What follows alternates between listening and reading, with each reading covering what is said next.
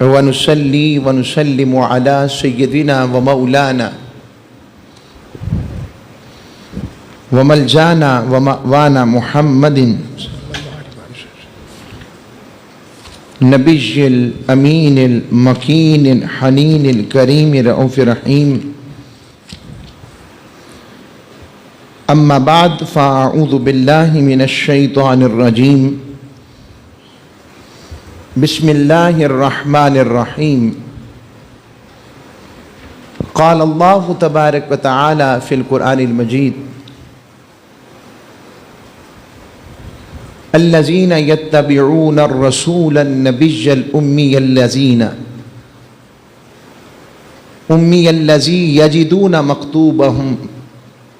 يجدونه مكتوبا عندهم في التوراة والإنجيل. وقال الله تبارك وتعالى في مقام آخر: لقد من الله على المؤمنين إذ بعث فيهم رسولا من أنفسهم يتلو عليهم آياته ويزكيهم ويعلمهم الكتاب والحكمة وإن كانوا من قبل لفي ضلال مبين. صدق الله مولانا العظيم وصدق رسوله النبي الأمين الكريم. اللہ رب العزت کا جتنا بھی شکر ادا کریں احسان ہے کہ ہمیں جمعۃ المبارک کا یوم عید ملا ہے. کون سا دن ملا ہے؟ آپ میں نے ایک دو جگہ بات کی تو وہ پریشان ہو گئے، کئی کہنے لگے جمعہ کا دن یوم عید کیسے ہے؟ ہم تو دو عیدوں سے زیادہ عید ہی نہیں سمجھتے کوئی عید ہے. یہ تیسری تو میلاد النبی آپ نے رکھی ہے. یہ ذہنوں میں سوال ہیں کئیوں کے، تو دنیا ساری دیکھ رہی ہے تو میں اس پر کلام کروں گا. اتنا جواب دے دیتا ہوں کہ جمعہ حضور نے فرمایا جمعہ مومنوں کے لیے یوم عید ہے. پوچھا یا رسول اللہ کیوں یوم عید ہے؟ فرمایا ولد آدم، اس دن حضرت آدم پیدا ہوئے تھے. تو اگر حضرت آدم پیدا ہوں تو وہ دن یوم عید ہو سکتا ہے. تو جس دن تاجدار کائنات آئیں تو اس دن کا عالم کیا ہونا چاہیے؟ وہ عید اور خوشی کا دن کیوں نہیں؟ عید شرعی تو وہ بڑی عید اور چھوٹی عید، عید الاضحیٰ اور عید الفطر ہے، مگر یہ عید فرحت ہے. اور یوں کہوں گا اگر یہ عید نہ ہوتی تو کوئی عید بھی نہ ہوتی. تو اللہ نے ارشاد فرمایا الذین یتبعون الرسول النبی الامی الذی یجدونہ مکتوبا عندہم فی التوراۃ والانجیل. فرمایا وہ لوگ اس رسول کی اتباع کرتے ہیں جو امی لقب ہو کر اصل کائنات ہو گیا، جو امی لقب ہو کر سارے علوم کا مخزن ہو گیا، وہ امی کائنات ہو کر امی لقب ہو کر سارے حسن و جمال کا مرقع ہو گیا، جو امی ہو کر لقب والا ہو کر وہ ہو گیا جسے کسی اور نے نہیں اللہ نے خود پڑھایا ہے. تو حاضرین گرامی قدر، آج بھی ہمارا موضوع میلاد و سیرت کے تقاضے میں جو ہم میلاد النبی صلی اللہ علیہ وآلہ وسلم کو مناتے بپا کرتے ہیں، تو میں اس حوالے سے اسی آیت کو آگے بڑھاتے ہوئے اور اسی کے سیکونس میں یاد رکھیے اللہ رب العزت کا شکر ادا کرنا، اس کی نعمتوں کا شکر ادا کرنا ہر مومن اور مسلمان پر لازم ہے. ہم پر لازم ہے کہ ہم اس کا شکر ادا کریں. اللہ کریم خود ارشاد فرماتے ہیں سورہ النحل میں، فرمایا فَكُلُوا مِمَّا رَزَقَكُمُ اللَّهُ حَلَالًا طَيِّبًا وَاشْكُرُوا نِعْمَةَ اللَّهِ إِن كُنتُمْ إِيَّاهُ تَعْبُدُونَ. فرمایا پس کھاؤ اس رزق سے جو اللہ نے تمہیں دیا ہے، حلال اور طیب ہے، اور شکر ادا کرو اللہ کی نعمت کا اگر تم اس کی عبادت کرتے ہو۔ اب اس آیت میں اللہ نے رزق حلال اور طیب کو کھانے کا حکم دیا، تو اگر کوئی رزق حلال اور طیب کو نہیں کھاتا تو مطلب وہ کیا کر رہا ہے؟ اللہ کی ناشکری کر رہا ہے۔ اور پھر فرمایا شکر ادا کرو اس کی نعمت کا، اللہ کی نعمت کا شکر ادا کرنا، میں نے جملہ استعمال کیا، یہ ہر مسلمان و مومن پر لازم ہے۔ پھر دوسری جگہ سورہ العنکبوت میں اللہ رب العزت ارشاد فرماتے ہیں، یہ سورہ نمبر، یہ آیت نمبر 17 میں فرمایا فَابْتَغُوا عِنْدَ اللَّهِ الرِّزْقَ وَاعْبُدُوهُ وَاشْكُرُوا لَهُ إِلَيْكَ تُرْجَعُونَ۔ فرمایا پس طلب کیا کرو اللہ سے رزق کو، اللہ سے رزق مانگا کرو اور اس کی عبادت کیا کرو، اور پھر تیسری چیز فرمایا اس کا شکر ادا کیا کرو اور تم اسی کی طرف لوٹائے جاؤ گے۔ پھر آگے فرمایا، یہ آیت جو اگلی دینے لگا تو ان آیت پہلے ان دو آیتوں میں یہ بات طے پا گئی، وہ بندہ بندہ ہی نہیں ہے جو اللہ کی نعمتوں کا شکر ادا نہ کرے۔ اللہ نے قرآن میں بتا دی، اور پھر سورہ ابراہیم کی آیت نمبر 7 میں ارشاد فرمایا وَإِذْ تَأَذَّنَ رَبُّكُمْ لَئِن شَكَرْتُمْ لَأَزِيدَنَّكُمْ وَلَئِن كَفَرْتُمْ إِنَّ عَذَابِي لَشَدِيدٌ۔ فرمایا اور یاد کرو جب تمہیں مطلع فرمایا تمہارے رب نے اس حقیقت سے کہ اگر تم پر پہلے، اگر تم اللہ کے دیے گئے پہلے انعامات و احسانات پر شکر کرو گے، شکر ادا کرو گے، اللہ فرماتا لا ازیدنکم، یہ نہیں ہو سکتا کہ تم میری نعمتوں کا شکر ادا کرو اور میں تمہیں نہ دوں۔ اللہ یہ نہیں فرما رہا کہ میں تمہیں دوں گا، بلکہ فرما لا ازیدنکم، میں تمہیں اور دوں گا، مزید دوں گا۔ اور کہا اگر تم نے ناشکری کی، قدر نہ کی اس کی، تو یقیناً میرا عذاب بڑا شدید ہے۔ تو ان آیات میں اللہ رب العزت شکر ادا کرنے کا حکم دے رہا ہے۔ اب پانی کو دیکھیں، ہوا کو دیکھیں، روشنی کو دیکھیں، کانوں کو دیکھیں، آنکھوں کو دیکھیں، دل کو دیکھیں، صحت کو دیکھیں، جوانی کو دیکھیں، خوشحالی کو دیکھیں، یہ ساری اللہ کی نعمتیں ہیں۔ حتیٰ کہ یہ جو سانس لیتے ہیں ہم، ساری دنیا کہے سانس نہیں آنا چاہیے، مارنے کے در پہ ہو جائے، مالک کہے سانس آئے گا، ہے کسی کی جرت کہ مار سکے اسے؟ اور ساری دنیا اس کو بچانا چاہے کہ سانس آئے، اور رب چاہے کہ سانس نہیں آنا چاہیے، بتائیے وہ بچ جائے گا؟ تو پتہ لگا یہ سانس لینا بھی شکر ہے، یہ اس کی نعمت ہے، اس کا ہم شکر ادا نہیں کر سکتے۔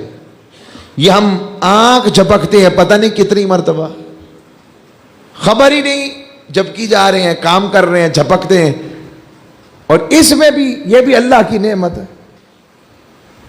کان سن رہے ہیں، زبان چکھ رہی ہے، ناک سونگھ رہی ہے، آنکھوں کی بینائی، ان سے پوچھے نا جن کے پاس آنکھیں نہیں ہیں، پوچھو اس سے نعمت رنگینی کھو جائے اس کی۔ پاؤں نعمت ہے، جسم نعمت ہے، پوچھو اس کے جس کے ہاتھ اور پاؤں سے معذور ہو گیا، پوچھو کبھی نہ اس سے۔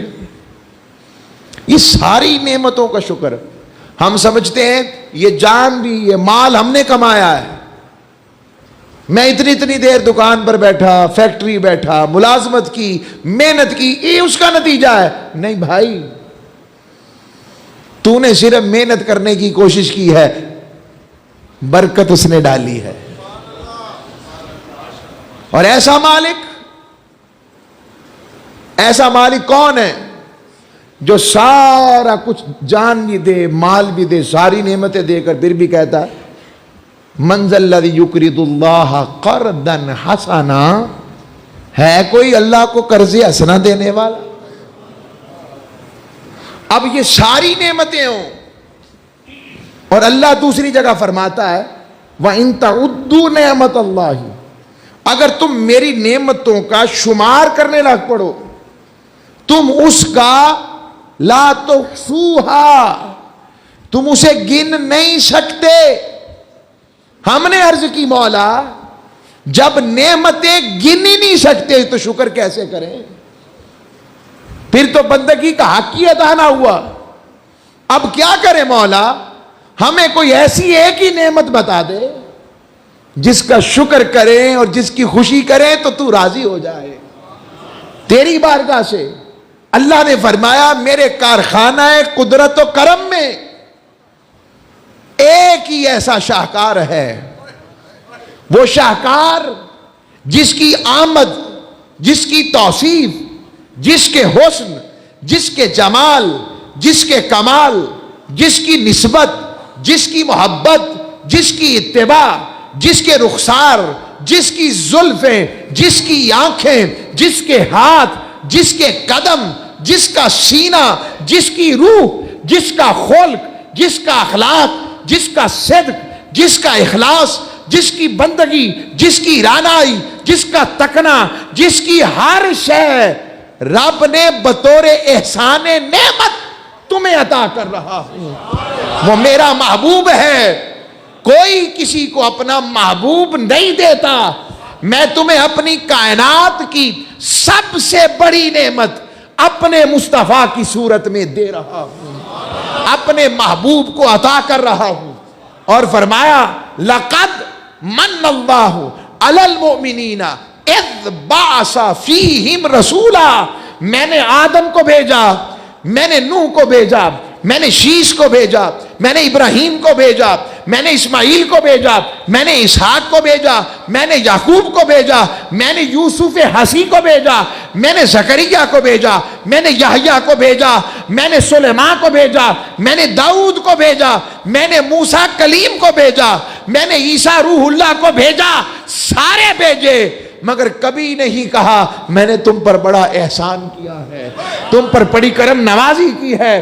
مگر جب بات آ جائے آمینہ کے لال کی، جب بات آ جائے تاجدار دو جہاں کی، جب بات آ جائے حبیب خدا کی، جب بات آ جائے حسنین کے نانا کی، جب بات آ جائے ابو بکر کے آقا کی، جب بات آ جائے رب کے محبوب کی، رب فرماتا ہے لَقَدْ مَنَّ اللَّهُ عَلَى الْمُؤْمِنِينَ اِذْ بَعَثَ فِيهِمْ رَسُولًا، ارے لوگو میں نے تم پر بہت بڑا احسان کیا، بہت بڑا۔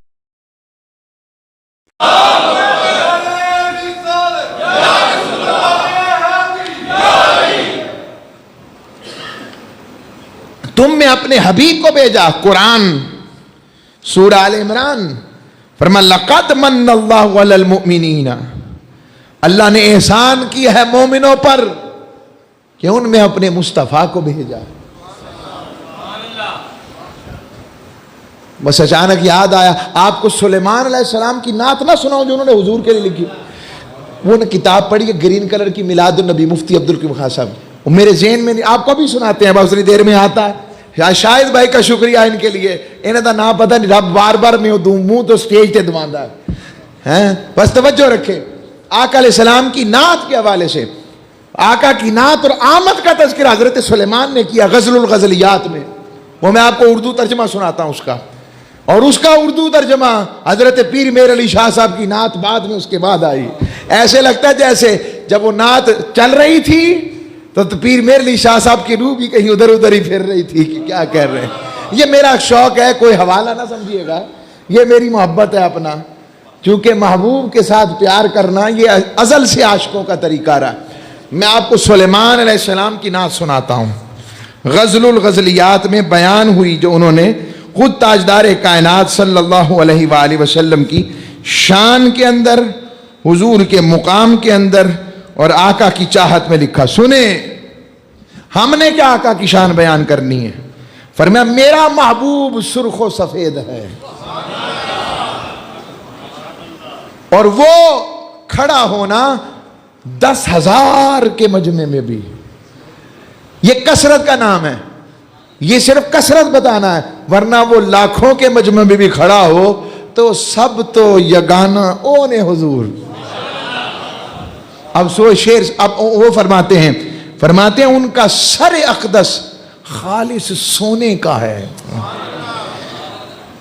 اور ان کی زلفیں, کیونکہ آقا کی زلفیں نہ بالکل سیدھی ہیں اور نہ گنگریالی, وہ کہتے ہیں پیچ در پیچ, پیچ در پیچ, پیچ در پیچ. سمجھ آ رہی نا بات کی؟ جس کو اعلیٰ حضرت نے لکھا چندر چندر پرو کنڈل, ایسے لگتا ہے رب نے چاند پرو دیے ہیں. تو ان کی زلفیں پیچ در پیچ, اور کوا نہیں ہوتا جیسے, اس طرح کالی ہیں. ان کی آنکھیں ان کبوتروں کی مانند ہیں جو دودھ میں نہا کر لبے دریا تمکنت سے بیٹھے ہوئے ہوں. چٹا کبوتر دودھ چنایا تے آرام نال بیٹھا آیا. یہ آقا علیہ الصلوۃ والسلام کی آنکھوں کا تذکرہ میں نہیں کر رہا, سلیمان علیہ السلام ہوائیں جن کے قابو میں, اور ان کے رخسار پھولوں کے چمن, بلسان کی ابری ہوئی کیاریاں, اور ان کے ہونٹ سوسن کے ہیں جن سے رقیق مر, بڑا ہی قیمتی شہد, بڑا قیمتی یہ ہوتا ہے, مر ٹپکتا ہے. اور ان کے ہاتھ زبرجد کے ہیں, مرصع سونے کے ہلکے ہیں. اور دیکھیں حضرت سلیمان کیا فرماتے ہیں, ان کا پیٹ ایسے ہے جیسے ہاتھی کا دانت کا کام, اتنا سونا چٹا. اور اس پر جو آقا علیہ السلام کی جو رگیں مبارک ہیں کیسے نظر آتی ہیں, جس پر نیلم کے پھول بنے ہوئے ہیں. یہ کتنے دیکھ لیتا سلیمان علیہ السلام نے حضور, میں نبی سلیمان کی نعت سنا رہا ہوں. حضرت سلیمان بعد میں آئے ہیں کہ پہلے آئے ہیں؟ یہ کیا کر رہے ہیں سلیمان, عاشق واری جاؤں. اور کہتے ہیں ان کی ٹانگیں کندن کے پایوں پر سنگ مرمر کے ستون ہیں, وہ دیکھنے میں لبنان اور خوبی میں رش کے سرو ہیں. ان کا منہ از بس شیریں ہے, ہاں وہ سراپائے عشق انگیز ہیں. وہ خطاب کر رہے تھے یروشلم کی لڑکیوں سے, بیٹیوں سے. فرمایا سلیمان کی بات کرتی ہو, دیکھا میرا محبوب مصطفیٰ کتنا پیارا ہے. یہ جو آقا کی زلف و رخسار کا ذکر ہوا کہ ان کی زلفیں کہ وہ کیا فرماتے پیر میرے شاہ صاحب, اور آنکھوں میں اور کیا فرماتے ہیں, مکھ چندر بدر شاہ ثانی ہے, متھے چمک دی لاٹ سونے کا سر, متھے چمک دی لاٹ نورانی ہے, کالی زلف تے اکھ مستانی ہے, مخمور رکھی ہن مدبریاں. ایسی صورت نو, ایسی صورت نو, یہ بھی کہہ سکتے سن اس صورت نو نہیں, سامنے سن, سامنے سن ایسی صورت نو میں جان آکھاں, جان آکھاں کہ جانے جہان آکھاں, سچ آکھاں تے رب دی میں شان آکھاں, جس شان تو شانہ سب بنی ہے. میرے ذہن میں آیا, میں آپ کو حضرت سلیمان علیہ السلام کی نعت سنا رہا ہوں. غزل الغزلیات عہد نامہ قدیم اور اس کی جلد 5 صفحہ نمبر 10 سے 16 ساری شان مصطفیٰ ہے. اب جن کے آمد کے نغمے انبیاء بھی پڑھے ہیں, میں نے ابھی حضرت عیسیٰ کا ذکر نہیں کیا, آپ کو آپ نے سنا چکا ہوں میں کئی دفعہ, ابراہیم علیہ السلام کا. ابھی بھی ضرورت ہے کہ ان کی آمد کی خوشی منائیں یا نہ منائیں. پھر اللہ فرماتا ہے, آگے آئے, اللہ فرماتا ہے ایک ہوتا ہے ذکر نعمت کرنا, ایک ہوتا ہے شکر نعمت کرنا, پھر ہوتا ہے تحدیث نعمت کرنا. ذکر تو دل میں بھی کر لیتے ہیں, میں نے دل میں اللہ کہا ذکر ہو گیا. شکر تو ایک دفعہ پڑھا شکر بھی ہو گیا. اب اس سے اگلی بات سنا رہا ہوں. اور تحدیث چرچا کرنا، دو چار لوگ کھڑے ہو کر بتا دیں کہ ایسا ہو گیا، ایسا ہو گیا، ایسا اس نے کرے، چرچا ہو گیا۔ ہم نے عرض کیا مولا اگر ذکر کر لیں کافی ہے؟ کہا مجھے دیکھتے ہو جب میں محبوب کے ذکر کی بات کرتا ہوں تو اکیلا نہیں کرتا، سارے فرشتوں چلو تسی بھی لگ جاؤ، کٹھے مل کے کرتا ہوں، خالی میرا نہیں محبوب کا بھی کرو، میں جب محبوب کا ذکر کر رہا ہوں تم بھی کرو۔ اور دیکھو میں نے مصطفیٰ پر قرآن اتارا تو کہا کیا کہا ایمان والو تم بھی کرو، اور صرف درود نہیں سلام پڑھو، جس کے ذکر کا یہ عالم، اور کرو میرے محبوب کی بات ہے۔ آگے آئے تو کہا مالک شکر کر لیں 2 نفل پڑھ لیں گے، کہا نہیں اور کرو، کہا مالک تحدیث نعمت چرچا کر لیں، کہا نہیں یہ تحدیث نعمت بھی کافی نہیں، نعمت بہت بڑی ہے۔ کہا پھر کیا کریں؟ کہا قل بفضل اللہ وبرحمتہ فبذلک فلیفرحوا هو خیر مما یجمعون۔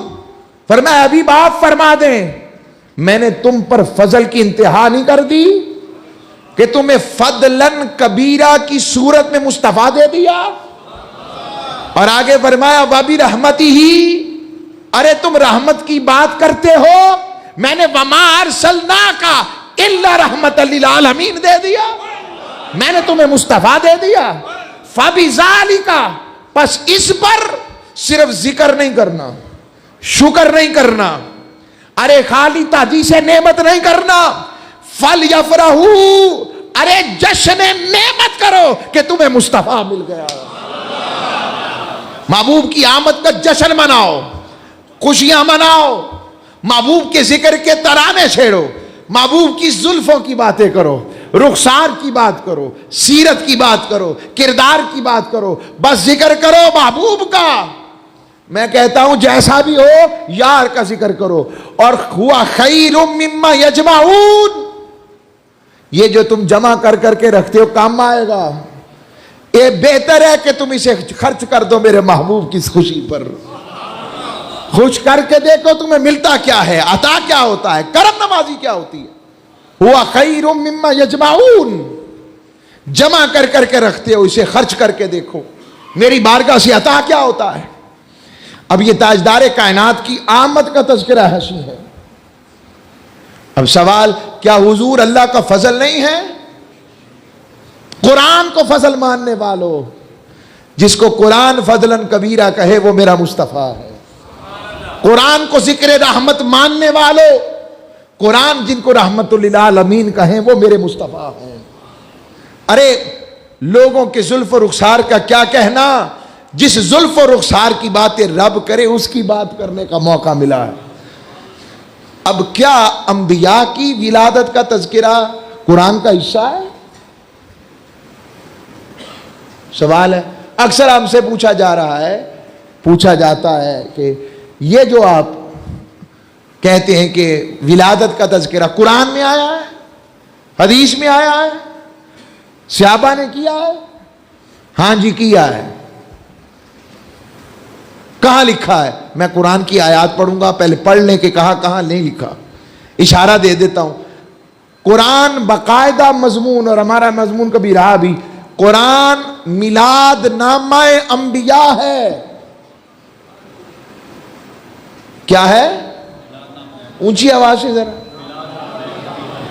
انبیاء کے ولادت کے تذکرے کرنا قرآن کا مستقل مضمون ہے۔ نہیں یقین حضرت یحییٰ سے پوچھو، پیدا ہوئے تو اللہ نے قرآن میں خود کہا، مصطفیٰ پر جب قرآن بعد میں اتارا، سلام علیہ یوم ولد، یحییٰ تجھ پہ سلام ہو جس دن تو پیدا ہوا۔ میلاد یحییٰ پر رب سلام بھیج رہا ہے۔ اور آگے حضرت عیسیٰ پیدا ہوئے تو فرمایا سلام علیہ یوم ولدت، مجھ پر سلام ہو جس دن میں پیدا ہوا۔ تو اگر حضرت یحییٰ کا ذکر قرآن میں ان کی ولادت کے دن پہ سلام بھیجنا، کیا اسے ہی میلاد نہیں کہتے؟ ہم کیا کر رہے ہیں اس وقت؟ یہ اعلان کرنا کہ حضور آ گئے، آقا کی آمد کا تذکرہ کرنا، کہ اور میلاد کیا ہوتا ہے؟ ہم تو اس میلاد کو جانتے ہیں جس میں ذکر مصطفیٰ ہوتا ہے، ہم تو اس میلاد کو جانتے ہیں جس میں قرآن کا بیان ہوتا ہے. ہم تو اس میلاد کو جانتے ہیں جس میں نعت مصطفیٰ ہوتی ہے. ہم تو اس میلاد کو جانتے ہیں جس میں آقا کے سراپا اور سیرت کا ذکر ہوتا ہے. ہم تو اس میلاد کو نہیں جانتے جو اپنی مرضی سے کوئی اس میلاد کے نام پر گانے لگائے, وہاں پر جو مرضی کرے. ہم تو اس میلاد کے جلوس کو بھی مانتے ہیں اور کرتے ہیں جس میں ذکر مصطفیٰ کی بہاریں ہوں, درود و سلام کی باتیں ہوں, وضو اور توجہ کے ساتھ آقا کی محبت میں جمع ہو جائیں. ہم اس میلاد کی بات کرتے ہیں, اور اس کے برعکس کوئی اور میلاد ہے ہم نہیں مانتے جس میں لوگ اکٹھے ہو کر یار کا ذکر کریں, وہ میلاد ہے. یہ گانے لگا کر ڈانس کرنا, اس کا میلاد ہم سے کیا تعلق؟ ان جاہلوں کو ہمارے کھاتے میں کیوں ڈالتے ہو؟ کیوں ڈالا جاتا ہے؟ ہمارا اسپیکر بار والا بڑا چل جائے یا چلے تو آپ میں سے کوئی جا کے کہہ دے جی بڑا اسپیکر چلاندے نے, کیا ہوگا؟ بولے نا, اونچا بولے, بند نہیں ہوگا, خطیب بھی بند ہوئے گا, ایف آئی آر بھی ہوئے گی. میں ان سب سے پوچھتا ہوں جو گانے لگا کر یہاں کھڑے ہوتے ہیں, تب ایف آئی آر نہیں آتی؟ یاد آپ کو؟ سارا زور مسجد کے اسپیکر پر ہے. یہ جو آقا کے نام کے اوپر بے حیائی دکھاتے ہیں اور ہمیں بدنام کرتے ہیں, ان کو کس لیے روکنا ہے؟ میری بات بری لگے تو معذرت چاہتا ہوں, معافی دے دیو مینوں. ہم کریں گے تو ڈائریکٹ لڑائی ہے. تسی کون ہوندے ہو؟ میں نے خدا کی قسم, کل میں گزر رہا تھا یہ کرشن نگر اسلام پورہ کے روڈ سے, لڑکے جوان کھڑے ہیں, چندہ دے دیں. میں نے کتابیں کہتے ہیں آپ کو تو دینا بنتا ہے چندہ, آپ تو دے کے جائیں. میں نے کہا میں تمہیں بڑھ کے دوں گا چندہ سب سے, تم میں سے کوئی ایک سرکار کا سراپا سنا دو, بتاؤ آقا کیسے تھے. یقین جانو جتنے جیب میں ہوں گا سارے تمہیں دے دوں گا. آپ یقین جانیں ایک جگہ پر کچھ بچوں نے مجھے سنایا, میں نے کہا درود پاک پڑھو. جو میری توفیق تھی میں نے اس سے بڑھ کر دیا, جو میری اوقات, بس بتانے کی ضرورت ہے. آگے کیا پھر کھڑے ہو گئے. میں نے اس سے پوچھا آقا کا سراپا سناؤ, حضور کیسے تھے؟ وہ کہنے لگا جی سانو پتہ نہیں. یہ ساری باتیں بتانے کا مقصد اصلاح بھی تو ہے میلاد کا. تو عرض کر رہا ہوں کہ تاجدار کائنات کی محبت اور ذکر کے ساتھ, تو اگر عیسیٰ علیہ السلام کی ولادت کا تذکرہ قرآن میں آیا, حضرت یحییٰ کی ولادت کا ذکر قرآن میں آیا, تو ہم بھی آقا کے ذکر کر رہے ہیں. اب اس دور میں صحابہ تو بعد میں آئے, پہلے تو پوچھو نا سیدہ آمینہ سے, جب آقا آئے تو کیا ہوا؟ یہ صحاح کی کتاب میں یہ حدیثیں نہیں ہیں کہ سیدہ فرماتی ہیں میں نے دیکھا کہ ایک نور مجھ سے نکلا ہے اور اس نور سے سارا عالم روشن ہو گیا. اتنا روشن ہوا کہ میں نے مکے میں بیٹھ کر شام کے محلات تک لیے. تاجدار کائنات کے دادا ابو کون؟ تاجدار کائنات کے دادا ابو جان, انہوں نے اپنے بیٹے کی نعت لکھی. حضرت عبد المطلب نے تاجدار کائنات صلی اللہ علیہ وسلم کی خود نعت لکھی. جب آقا کی ولادت ہوئی اور آقا کی محبت میں نعت پڑھنے لگ پڑے, اور فرمایا, اب میں وہ شعر آپ کے سامنے پڑھتا ہوں, الحمدللہ الذی اعطانی ھذا غلام الطیب الارضان قد ساد فی المہد علی الغلمان اعیذہ بالبیت ذی الارقان حتی اراه بالبالغ البنیان اعیذ من شر ذی شنعان من حاسد مضطرب العیان. فرماتے سب تعریفیں اللہ کے لیے جس نے مجھے پاک آستینوں والا بچہ عطا فرمایا. یہ اپنے پنگھوڑے میں ہی سارے بچوں کا سردار ہے, اور میں اسے بیت اللہ شریف کی پناہ میں دیتا ہوں, اور یہاں تک کہ میں اس کو طاقتور دیکھوں, میں اسے توانا دیکھوں, اور ہر دشمن, ہر حاسد, آنکھوں کے گھمانے والے کے شر سے میں اسے اللہ کی پناہ میں دیتا ہوں. یہ تاجدار کائنات صلی اللہ علیہ وسلم کی آمد کا تذکرہ خود فرما رہے. اب یہ حدیثیں کہاں تک کس سے ملی ہمیں؟ ڈائریکٹ آ گئے, حضور کے دور سے چلی ہیں تو ہم تک پہنچے نا, تاجدار کائنات کے دور سے. تو یہ جو آقا کے دور میں کسی مجلس میں تو یہ حدیثیں بیان ہوئی ہوں گی نا, تو سمجھ لیں وہ ساری مجلس میلاد ہے. ہاں بھائی, اب آج کوئی کہے, مثال دیتا ہوں, کئی لوگ اس کا معنی مفہوم اپنا لے لیتے ہیں, بھائی کیا حضور کے دور میں درس بخاری ہوتا تھا؟ بولیے, بخاری شریف کب مرتب ہوئی؟ تاجدار کائنات کے 200 سال بعد. بھائی درس بخاری کیوں دیتے ہو؟ یہ حضور کے دور میں تھا کیا؟ صحابہ نے درس بخاری کیا؟ وہ کہتے نہیں, یہ بخاری تو حضور کی حدیث ہے نا, اس لیے پڑھتے ہیں, ہم بھی پڑھتے ہیں, پڑھاتے ہیں. امام بخاری ہمارے استاد ہیں, پڑھتے پڑھاتے ہیں. اور ختم بخاری, کیا صحابہ نے ختم بخاری کیا؟ بولیے, نہیں کیا. آج آپ کو 2 حوالے دیتا ہوں. سب سے پہلے ختم بخاری امام ابن حجر اسقلانی نے کیا, اور پاک و ہند کے اندر سب سے پہلے بخاری شریف کا ختم کرنے والے نواب صدیق حسن خان بھوپالی آپ ہیں. اب ان کو سرچ کر لیں یہ بزرگ کون ہیں. آپ نے اس دور میں 1,24,000 انڈین روپیہ خرچ کیا تھا, ہندوستانی روپیہ. نواب صدیق حسن خان بھوپالی, کتنا دور میں کہہ رہا ہوں, تب تو نہیں آج کہ یہ بدعت تھا یا نہیں. کن لڑائیوں میں امت کو ڈال دیا ہم نے. ہم تو آقا کی محبت کے ذریعے سیرت تک پہنچنا چاہتے ہیں, آقا کے میلاد کی خوشی میں آقا سے امت کا تعلق ایک دوسرے کا جوڑنا چاہتے ہیں. یہ کہاں لکھا ہے؟ میں کہتا ہوں کوئی سیرت کا عنوان رکھے مگر کرے ذکر مصطفیٰ. کوئی میلاد کرتا ہے تو ہمیں میلاد کرنے دو. کوئی آقا کی نعت کی بات کرتے ہو. تاجدار کائنات کے دور میں 34 نعت خواں تھے جو آقا کی نعت پڑھتے تھے, ایک نہیں 34 نعت خواں. میرے پاس باقاعدہ اس کی کتاب موجود ہے جس میں آقا علیہ السلام کا پورا موجود ہے کہ کون کون حضور کی نعت پڑھتا تھا. وقت کم رہ گیا میرے پاس. یہ ساری باتیں 14 ساری چیزیں ہوتی ہیں, مگر کبھی پوچھا کیا حضور کے دور میں درس بخاری تھا؟ وہ کہیں گے حدیث اصل مقصد ہے. ہمارا مقصد بھی تاجدار کائنات کے میلاد میں حضور کا ذکر کرنا ہے, ذکر مصطفیٰ کرنا ہے, تاجدار کائنات کی شان کا بیان کرنا ہے. اور ہم کون ہوتے ہیں حضور کی شان بیان کرنے والے؟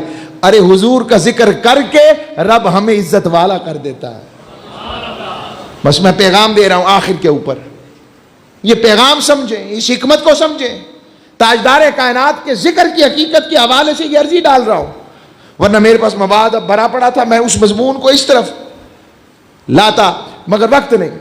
اور اب آج کے دور میں جہاں آپ میلاد منائیں, ہمارا پورا پاکستان اس وقت کس مشکل میں ہے, تو ذرا میلاد کے ساتھ ان کو بھی شامل کر لیں, شامل کر لیں. اپنے میلاد کو, محفل کو روکنا نہیں. کیونکہ اس ذکر سے تو سب کچھ بچ گیا جو بچنا تھا. یہ بھی تھوڑا ہے, ہمارے اعمال اس سے بھی زیادہ کالے ہیں, یقین جانیں. اس لیے اس کو کیفیت کو غنیمت جانیں. اور پیغام آخر پر پھر دے رہا ہوں, اور آج کا اعلان ہے, جامع مسجد